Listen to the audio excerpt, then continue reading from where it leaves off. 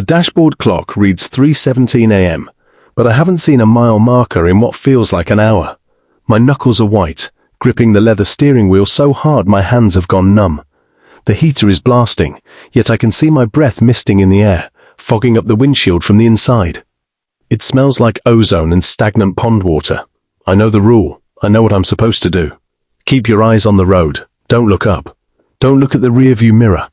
Because if I do, I'll have to acknowledge that I am driving a two-seater coupe, and yet there is a silhouette of a man sitting in the non-existent backseat, his face inches from my neck, waiting for me to make eye contact. Let's rewind. Before the cold, before the smell of wet wool and rot, before the road stretched into an infinite loop of black asphalt. It started 10 hours ago. I'm a travel vlogger, focusing on the lost America, those forgotten stretches of highway that the interstates bled dry. I was in Arizona, tackling the most famous stretch of Route 66, the Sidewinder run from Kingman to Oatman. My car is a 1970 Ford Mustang, restored to perfection, the kind of vehicle that belongs on this road. The plan was simple. Catch the sunset at Sitgreaves Pass, get some drone shots of the winding mountain roads, and then cruise down into Topok for the night. It was classic Americana. I stopped at a gas station just outside of Kingman around 5 p.m. It was one of those places that looks like it's held together by rust and good intentions. The attendant was a guy named Earl, skin like weathered leather, wearing a hat that hadn't been cleaned since the Nixon administration. I was filling up the tank, checking the oil, doing the responsible traveler routine. Earl walked out, wiping his hands on a rag, and looked at the Mustang. He didn't compliment the car. He just looked at the back seat, which was piled high with my camera gear and a tripod. He asked if I was heading through the pass tonight. I told him yes, hoping to catch the golden hour light. He chewed on his lip, looking at the sky, which was a brilliant cloudless blue. He told me to be careful around mile marker 22. He said the reception dies there, which I expected, but then he said something strange. He said to keep the passenger seat clear. He said the road gets lonely, and sometimes things try to fill the empty spaces. I laughed it off, thinking he was playing up the local cryptid angle for a tourist. I bought a lukewarm coffee, double-checked my GPS, and pulled out onto the tarmac. The drive was incredible at first.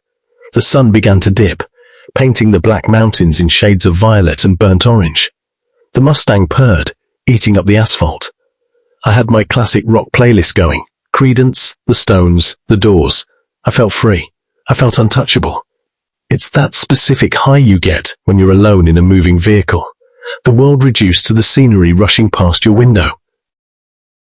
I crossed the threshold of the mountains, right as twilight hit. This is where the road gets treacherous. Hairpin turns, steep drop-offs, no guardrails in some spots. I was focused. The drone footage I got at the summit was perfect. I packed up the gear, threw the tripod into the back, and started the descent. That's when the first glitch happened. My phone was mounted on the dash, running maps. Suddenly, the screen scrambled. Not just a loss of signal, but the screen inverted colors. The blue route line turned blood red, and the estimated arrival time started cycling rapidly. 8 p.m., 9 p.m., 1954, 3 a.m. Then the screen went black. I cursed, tapping it, assuming the battery had surged. I reached for the radio to kill the silence, but the Bluetooth disconnected. Static roared through the speakers, a harsh, rhythmic white noise that sounded almost like breathing. I turned the radio off. Silence, heavy silence, the kind that presses against your eardrums. I checked the odometer. I was passing a rusted sign that I barely caught in the headlights. Mile marker 22. The air in the car dropped. It wasn't a gradual cool down. It was instant. The windows fogged up. I cranked the heat, shivering. That's when I saw him for the first time. I was coming around a tight bend, my headlights sweeping across the sheer rock face on the left and the drop-off on the right. Standing on the shoulder, right on the edge of the cliff, was a figure. He was wearing a grey suit, ill-fitting, like something from the 1950s. He had his thumb out. He didn't look at the car as I passed. He was staring straight ahead, into the darkness. I didn't stop. You don't pick up hitchhikers in the desert at night. That's horror movie 101. I sped up slightly, my heart doing a little anxious flutter. I checked the rearview mirror to see him receding in the red glow of my taillights. He wasn't there. The road behind me was empty. I let out a breath I didn't know I was holding. Just a trick of the light, I told myself. A shadow cast by a cactus or a rock formation. My brain was filling in the gaps. 3 minutes later, I rounded another bend. My headlights caught the reflector posts, and there he was again. Same suit, same posture, same thumb out, standing on the shoulder. This time, I got a better look. He was wet, soaking wet. In the middle of the Arizona desert, where it hasn't rained in weeks, water was dripping off the hem of his jacket, pooling around his dress shoes. His skin was pale, almost translucent, like wax paper. I slammed on the gas, the Mustang's engine roaring in protest. My rational mind was trying to fire. Maybe there were two of them? Pranksters? But logic couldn't explain how he got ahead of me. I was doing 50 on a winding road. Nothing could have outrun me. I checked the mirror again. Empty road. My hands started to shake. I tried to turn the radio back on, needing any sound to drown out the racing of my heart. The static was louder now, and underneath the white noise, I could hear a voice. It was faint, garbled, like a radio transmission from a sinking ship. I couldn't make out the words, but the tone was desperate. I looked at the dashboard clock. 8:15 p.m. I should be in Topok by now, but the road just kept stretching on, the same rock formations repeating like a looped cartoon background. I should have seen the lights of the town. Then came the thump. It came from the trunk, a dull, heavy thud, like something shifting. Then again, thump. I swerved, nearly taking the car off the cliff. I corrected, hyperventilating. It's just the tripod, I told myself. It's just the gear rolling around. But I packed that gear tight. I wedged it in. I kept driving. I refused to stop. The temperature gauge on the dash was normal, but inside the cabin, it was freezing. I could see my breath in ragged puffs. I passed him a third time. This time, he wasn't hitchhiking. He was standing in the middle of the right lane. I screamed, jerking the wheel to the left, crossing the double yellow line to avoid hitting him. As my headlights washed over him, he turned his head. He didn't have eyes, just dark, wet hollows where eyes should be, and his mouth was open in a silent scream, filled with black water that spilled down his chin. I floored it. I didn't care about the curves anymore. I just wanted off this mountain. I risked glancing at the rearview mirror to see if he was following. The road behind me was empty, but the back seat wasn't. My heart stopped. In the dim red light reflecting from the instrument panel, I saw the outline of a shoulder, a grey suit shoulder, sitting right behind me. I didn't turn around. I couldn't. Every instinct in my reptilian brain screamed predator. I stared straight ahead through the windshield, my eyes burning. The smell hit me then, the overwhelming stench of stagnant water and decay. I could hear the dripping, drip, drip, drip, onto the vinyl upholstery behind me. "Keep your eyes on the road," a voice whispered. It didn't come from behind me. It came from right next to my ear, wet and gurgling. I gripped the wheel, tears streaming down my face. "You're not real," I choked out. "You're not real." "Turn around," the voice gurgled. "Look at me." The car felt heavier.